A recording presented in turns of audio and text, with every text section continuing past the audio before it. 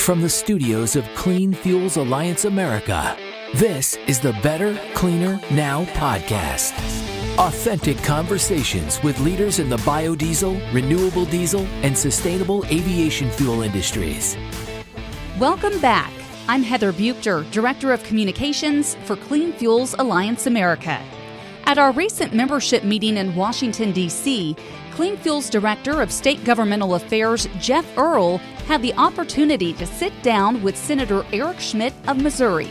They discussed the Farm Bill and the critical role the clean fuels industry plays in advancing energy security. So, Senator Schmitt, thanks for being with us today. Looking forward to talking with you. And so some of our viewers aren't Missourians. They may not be as aware of your background, but maybe just talk to us a little bit about where you're from, some of the issues on why you got into politics, and just kind of give us a background on how you got here. Well, I grew up in a working class neighborhood in St. Louis County, sort of in the shadow of the airport. And my dad worked 7 days a week in the midnight shift at Anheuser-Busch. My grandfather was a butcher who had served in World War II.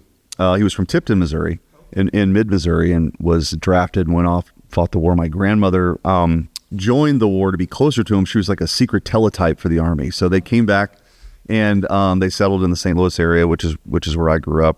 And then I went to college at the Truman State University in Kirksville in northern Missouri, and then law school at St. Louis U. But growing up, I didn't know any lawyers growing up. And looking back, I think I was sort of attracted to that because the law provided some guardrails, for people to pursue their dreams. And so I always had kind of a love of that, the Constitution. And but as far as running for office, that was never really something at that point in my life I was gonna do. I was interested in it, but I wasn't gonna run. And then when Stephen, my oldest child, was born in 2004, he was born with some pretty significant medical challenges. And so watching him go through that, including like a 4-hour seizure one time, and he's still to this day, Stephen's nonverbal seizures, you just kind of do some reflection on what you want to do with your life. And things were great. I was practicing law. But I decided that public service was going to be something that I wanted to do, and took that on. So I ran for the state Senate in St. Louis County and won. In a year, actually, looking back, that Senate district was pretty 50-50. Barack Obama won it by 8 points. I won it by 10 points. And so you had a bunch of ticket splitters. That actually, to this day, is the closest election I've had.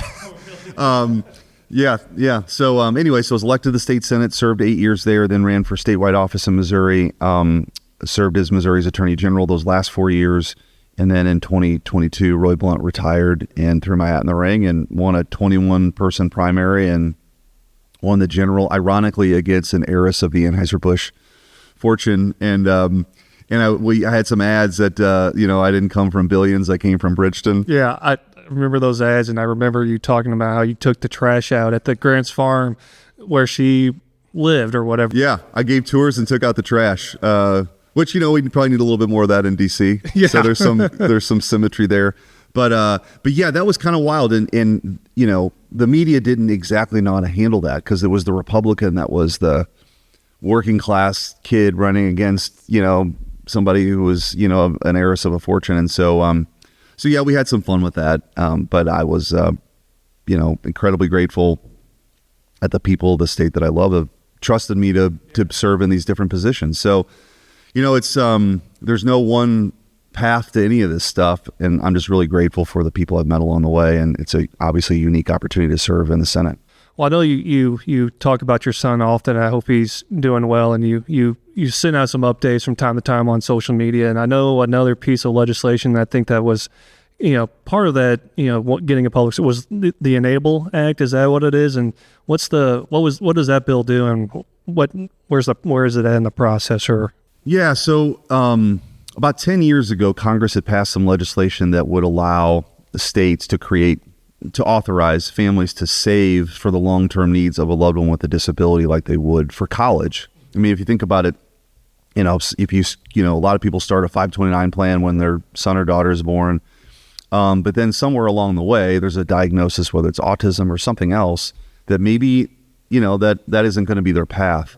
And to be able to seamlessly convert those dollars that you've been saving into a, tax advantage saving plan for all the needs that person's going to need to navigate life. And so a lot of those things, the Enable Act would make a lot of those things permanent. It would also add to the ability for families to save that way. So really the whole thing for me is just empowering families and individuals to live their best life. And so that's been very successful. We were able to, when I was in the state Senate, pass the ABLE Act originally. And so now it's something while I'm in the Senate that we're working on too. And that's something you've had some bipartisan support on, correct? It's, I think, a pretty easy issue for folks to wrap their heads around and support. So that's great. So I know I want to transition here. I know we're just past the most recent election and a lot to kind of decipher from that. But I know you spent a lot of time with President Trump-elect, throughout the campaign, and especially there leading up, being at the rallies, being on Trump Force One and things like that. What was it like being that close with our next president? What things did you pick up on, being so close to him, during the closing months of the campaign? Yeah, so I'm really grateful to develop that relationship with President Trump, and I think about it, and I think the genesis of all that is my family and I saw pretty early on that this was a guy, and this is going back now to 2016-ish, was a guy that was willing to fight for like regular people. And I think that's honestly the biggest draw. People, and when you're around them, whether it's playing golf, with them or being on Trump Force One, the guy he's just a dynamic person who loves America. And if you were to sort of distill it, and I think people see that, and now more than ever, people have seen, it's just harder to get ahead now, inflation, whether it's, you're a farmer or you're working at a factory, it's just the inflationary costs have just eaten up any way that you've ever been able to get ahead. And that's energy policy, that's, spending, all these sorts of things. So he was talking about these pocketbook issues that matter to people. And I think in politics, the most important currency you have is authenticity. People can spot a phony, and you just got to be yourself. And then people will want to send you to represent them, or they won't send you back, or whatever the deal is. And I think that race, Kamala Harris was just not authentic and was phony, and people kind of saw through it. But with Trump, whether you agree with 100% of the things he says or does, you kind of know where he stands on things. And I think we're at a pivotal place in this country where there's important decisions that need to be made, and you want somebody who at least where they stand on things. And so he is when you're around him, he is constantly thinking about things. He wants input. He has a bunch of people around him that give him different input. He makes decisions. I was with him on Trump Force One when he went back to Butler, Pennsylvania. After the assassination. Yeah, and that was just a very emotional thing. But he's super engaged. I mean, he's talking on the plane about his introductory line, and he was kicking around ideas, and like, as I was saying, and he points to that chart that... And the crowd just goes wild. They go wild. And so he has a very good sense of like where the people are at. And I think that matters a lot. There is a lot of McDonald's on the plane. So what's the go-to McDonald's order on Trump Force One? Well, I was just handed a bunch of stuff. He eats a lot of filet of fish. I filet of fish for me is like last resort during Lent if I've run out of options. But I did a quarter pounder with cheese and like a 10-piece McNugget and some fries. What's the president's go-to order? Does he have? He had a filet of fish, and I want to say a quarter pounder as well. But then they were like, hey, there's extra, so I grabbed another Big Mac. I was like, felt terrible the next day. But yeah, that's real. Like, and I think that's kind of the thing. Like people, I think one of the greatest photos of all time. Remember, I think it was during COVID. He had the national champs come in, and there's this picture of him standing there with a spread of McDonald's. But no, he's a fighter, man. Like he is. And you look at what he went through, the lawfare, the assassination attempts. I don't know how many people, the attempts to bankrupt him and his family. I don't know how many people could withstand all that. Well, I know you're talking about his ability to appeal to working class individuals. And I remember back in 2016, I was back home in Jeffco and visiting family down in St. Francis County.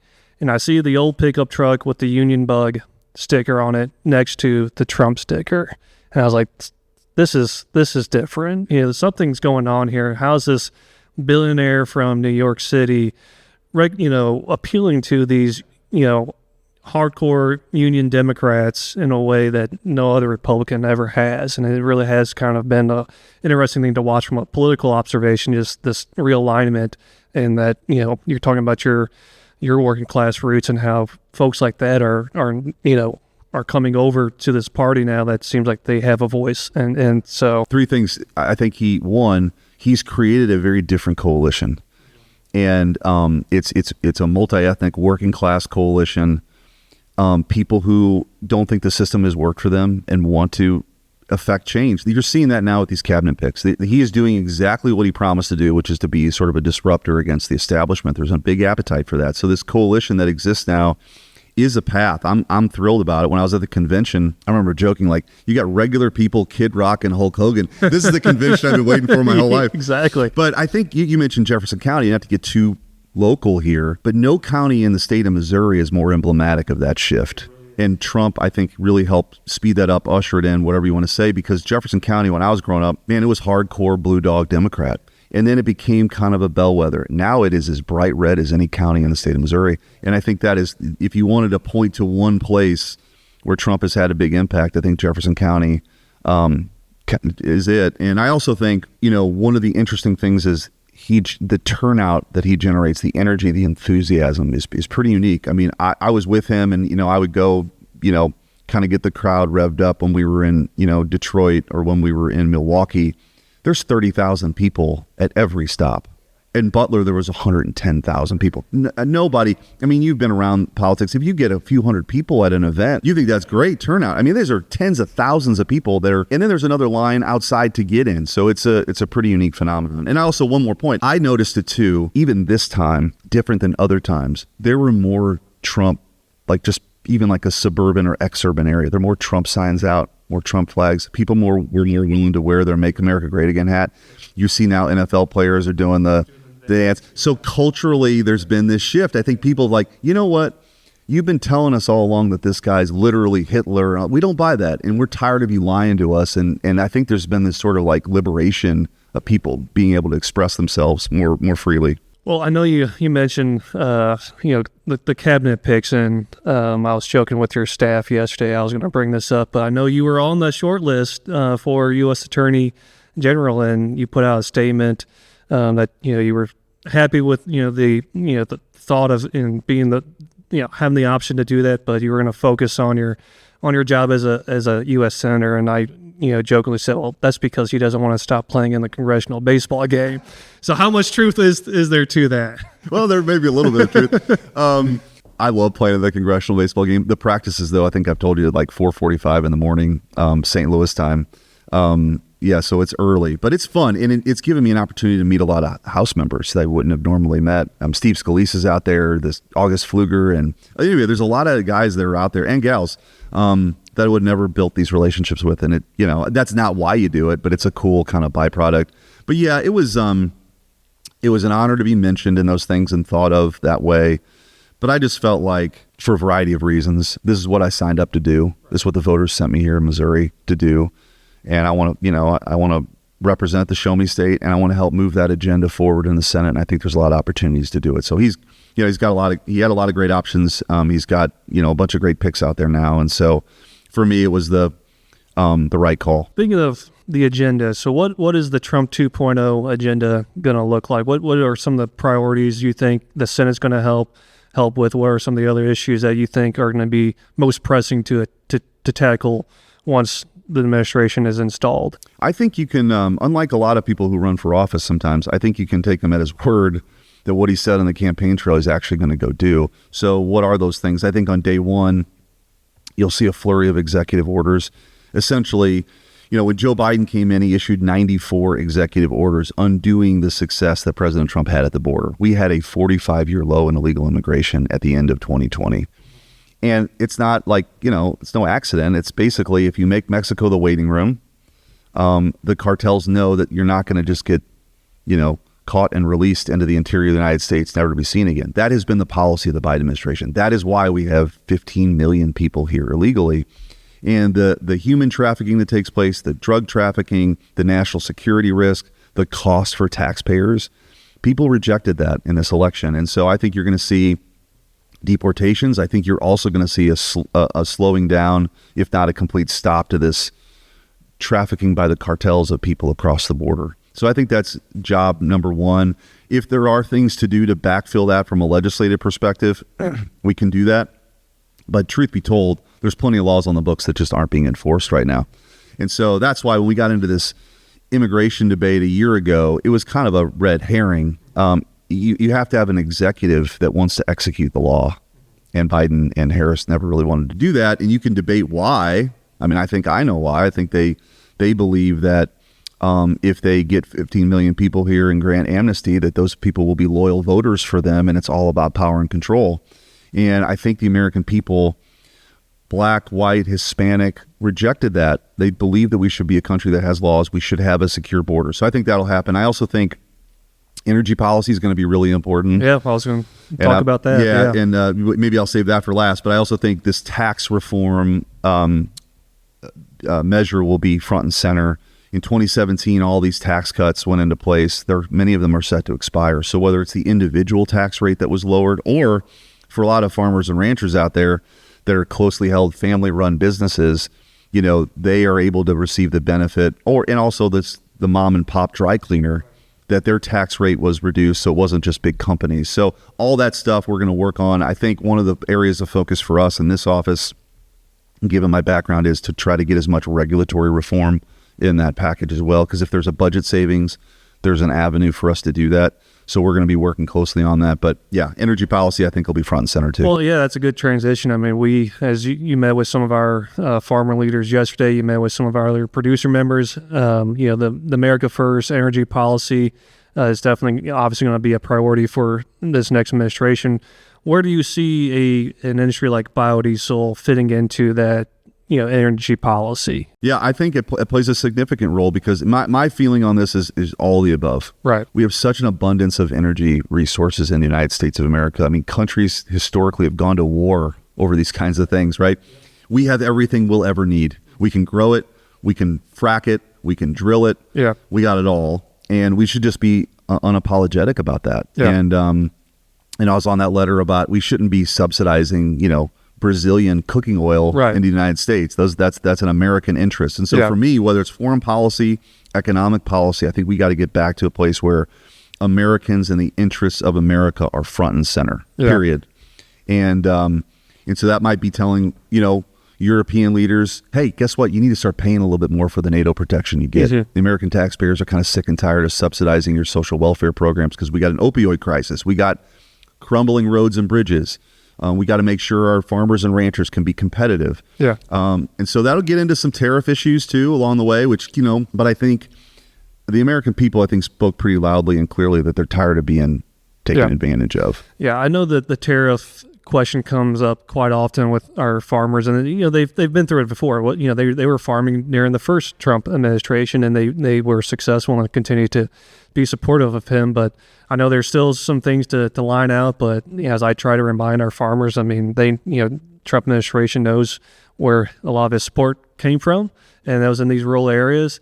But there is some things that they kind of are like, let's think through this a little bit. Well, I think one of the important points is, for the folks that you guys work with every day, the issues are specific, but also the broader energy policy is going to matter a whole lot too, right? Like, for example, the input costs are what was driving up, inflation and all these pressures that farmers and ranchers are dealing with. And also people, when they, at the end of the day, buy the Christmas ham or the Thanksgiving turkey. So if you open this thing up, if you have more offshore drilling, if you have the leasing for oil and gas in Alaska, if you're able to do more critical mineral mining here in the United States of America, where it's going to be the cleanest anywhere in the world, essentially flood the zone with American energy, the cost of everything is going to go up. Fertilizer costs go down, everything. Now, one thing I think that we do have to be mindful of is trying to bring as many of those supply chain components back to the United States, or at a minimum, friendly countries. The idea that we're so reliant on China for name it, like pharmaceuticals, is crazy. I think during COVID, we saw the real risk in that. I mean, they could turn something on, they can turn something off. That is not in our interest. So I think returning that supply chain home to the United States is a smart thing. And I do think Trump's going to deliver on that. I really do. Yeah, we've always, our industry has always been pretty bipartisan. I mean, I think some of our early success was during the Bush administration, and a lot of our messaging and conversations with lawmakers was kind of this energy independence, energy diversity. We need all the above. And so why not, look at a fuel that's grown here, produced here, creating American jobs. It's sometimes I refer to it as the MAGA fuel. But yeah, I like that. But so that's it. And so, staying on the ag issues, I know a lot of our members are interested on the farm bill. I know not a lot's probably going to happen here soon, but what's kind of the outlook going forward on a new farm bill? Yeah, I was just talking to somebody, a Republican colleague of mine at lunch yesterday. I think that the current chair, who will not be the chair in a couple months, kind of making some noise about moving a bill, but that's just not serious in my view. I mean, they I think there was an opportunity probably with working with how, and they didn't do it. And so I think now we believe that there'd be much, greener pastures. No pun intended. No pun intended. Next year. So I'd be really surprised if anything moved this year, which is probably no surprise to you or your members as they track this. But I do think there's a desire to do something. I had Senator Bozeman from Arkansas, who will be the chair in Missouri, about a year ago. I was there. Yeah. And I think that was helpful. Yeah. And actually, so for me, one of the cool things, we had Roger Wicker come in on Armed Services, and he will be the chair of the Senate Armed Services Committee. We had him into Missouri. So I think those are important opportunities for the people that are senior members of those committees to see what matters in our state and Missouri. And so I think that was pretty successful. And for me, even it kind of crystallizes the things that are really important. And you get an idea of like, hey, this is like really, really important. These things are kind of important. And then like this is a little bit of noise. Yeah. So yeah, I think that next year is probably way more likely than this year. I know that's the same thing that we've been hearing all along, and I know it's unfortunate that it didn't get done in the time that it was supposed to, but I think we're excited to see what's going to happen with the new leadership there. But Jeff, one other thing to mention while I'm thinking about it, this is really kind of in the weeds, but would be instructive, not just on the farm bill, but other things. There is a cultural shift that's happening in the Republican conference and these conversations we had. We had new leadership come in, John Thunes and John Barrasso will be the whip. Many of us, including me, in these conversations about people running said, listen, we need to open the Senate up. We need to have more amendments. We need to have more vehicles. We need to have more ways to affect legislation because, the system right now it's pretty closed. A few people get behind closed doors. Committee work isn't valued that much. That has to change. And if you've spent any time in a state legislature, like in Missouri, the committees, they do a lot of work, and then you pass something, and then you got a conference committee, and you work through these things. That's not what happens up here. So I would expect that to change. Why is that important for things like the Farm Bill? I think it gives just more opportunities for more members to weigh in, and the more likely it is for something like that to have a chance, as opposed to, one person saying, this is in Gladiator with the emperor, like thumbs up, thumbs up, thumb down. Yeah. So anyway, I think that is something that probably isn't talked about that much, but I do think it'll be a cultural shift that'll be good. I think that's going to be great because, we were talking before we hopped on here, California and the agriculture industry out there and how diverse it is. And, some people probably don't realize, every state probably has a huge agriculture industry, and it'd be good to have these senators and representatives who represent these industries able to put some input on a thing like a farm bill, and having that openness and discussion and not just letting a closed process dictate everything. And it is still one of those pieces of legislation that oftentimes can be more regional than partisan. Right. When you talk about water issues, Missouri and Iowa are very much aligned, not so much with the Dakotas. Yeah. Actually, when I was Attorney General, the Attorney General of North Dakota one time introduced me as my good friend from Missouri who thinks because his state's named after the river, they're entitled to all the water. So you have those kind of issues that again are kind of classic regional discussions, which are healthy. I mean, the founders set this system up where you would be kind of competing for these things. So anyway. Well, when you think about the U.S. Senate, it's supposed to be this great deliberative body, and yet you don't actually Right. can't deliberate. You don't. It's more like to borrow a term of my friend from Independence, who Victor Callahan. Yeah. It's more like kabuki theater. Kabuki theater. Yeah. I haven't heard that one in a while, but yeah. One of the other issues I know, we were in your office yesterday talking about was the guidance that we're seeking on 45Z. Mm-hmm. So Inflation Reduction Act. I know not something that any Republican supported, but it makes some changes to a program that has been kind of a rock bet policy in our industry for a while, and switching it around. And we're still waiting on guidance from Treasury. We've been waiting on it for a while, and that's kind of been our key thing here this week is hoping to get that guidance out, and if not, some kind of extension on the current 48 program. What can you tell our membership on any kind of discussions that could be happening within the next Treasury secretary or any other administration officials? I know we're seeing a lot of uncertainty right now in our industry, and a lot of it's due to that lack of guidance that's being provided to us. Well, I think so two things. One is on that specific issue. Interestingly, as of when we're recording this, Treasury Secretary actually hasn't been named. I think there'll be an opportunity to work with whoever that new cabinet member is on these kinds of issues that are important. And I think that the fact that they've waited this long, they can't promulgate a rule. I think we're just talking about guidance at this point. Mm-hmm.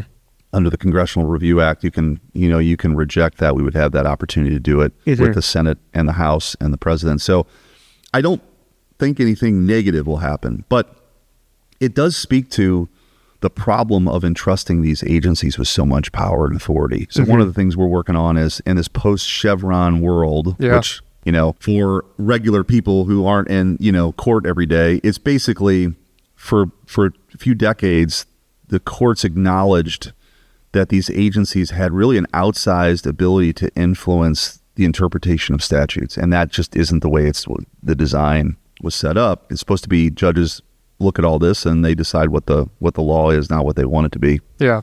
So anyway, what does that leave us with? We're leading a working group that would outline some recommendations to take that power away from these unelected bureaucrats and put it back with the elected representatives. Now, what does that mean? It means that we probably have to be a little bit more specific about things. Like, we can't just say, we voted for this generic bill that's great, and we can't believe what the EPA did or USDA did or something. We got to take a little bit more ownership of that. But it also means that people know that there's somebody accountable for these decisions. Like right now, you express this frustration. Many people have no idea who the person actually would be. They know who the Treasury Secretary is, but they have no idea the person that is, what their title is. Do they know anything about Minnesota or Arkansas or anything? And so I think if you put that back in the hands of us, people at least can judge us on it. Like the classic example I use is if you want to ban gas stoves, like we should have to vote on that. Yeah. And then, you can send us home or send us back. But so I think the undercurrent here is there's an opportunity to reform some of this so these agencies don't have this outsized influence. We should do that. But on this one specifically, to the degree that they're going to be making rules as it relates to the Inflation Reduction Act, I do think that's going to be pushed off now to the next Treasury Department. And that probably is a good thing because, the Inflation Reduction Act, the American Recovery Act, there's just a lot of stuff in there that you see a lot of local governments in particular now just making up stuff to do. Yeah. So I think it's ripe for reform. Yeah, going back to the regulatory side of things, I mean, we spent a lot of time, advocating and lobbying for, legislation and to be written, in a helpful way. But then once it gets passed, you have to go almost redouble your efforts with the regulatory agencies on getting it right. And as you have met these guys, they're small business owners. They just want to go out there and make the fuel, employ the people they have, and not have to worry about what kind of program am I going to fall under. And so or changing every 4 years. I mean, that's not any kind of certainty either. And the other thing, like take rural broadband, for example. There's actually money, the fight forever. You go to the state fair, you'd have conferences on rural broadband. Well, actually did something about it. But that money is being tied up because these requirements from these agencies to make sure some small contractor who would lay the broadband has a climate action plan. I mean, it's so stupid. So anyway, these agencies figure out a way to, if you give a group of people like this enough time to figure out how to be busy and relevant, they're going to do it. Like, and so I think you have to constrain their ability to go do that. Well, that's kind of all I had. Is there any other last words you want to give? I appreciate your time today, and this is an amazing office, so I appreciate it. Well, we're hoping the Cardinals can revamp their player development operations. So anytime we want to talk about that, we can. And for the listeners, can you legislate that? Can you pass a bill? Come on, maybe that'd be, yeah. It's been a but rough for the listeners, I'm going to embarrass years. Jeff. Jeff is a very good basketball player. So he's a guy too that when you're playing defense, you really don't want to be guarding him because he hustles up and down the court all the time. And so I think that's emblematic of how he's approached his jobs. He's a hard worker, and you guys are lucky to have him. Well, anytime you and I want to go play 2-on-2 against Center, Cruz, and whoever his guy is, I'm with you. All right. We can show him the show me state how we play basketball, because I know he fashions himself a basketball player too. Yes. That term is loosely defined. Is it? I think. Okay. Well, thanks again. Thanks for the time today. And we look forward to all the many success you're going to have in this office, and appreciate all that you do. Thanks. See you. That's all for this week's episode. Thanks for listening. Don't forget to like, subscribe, and stay connected for more updates on the clean fuels industry. Thanks for listening. Better, Cleaner, Now is a production of Clean Fuels Alliance America. Follow us at cleanfuels.org and subscribe wherever you get your podcasts. For more information on Clean Fuels Alliance America, visit us at cleanfuels.org.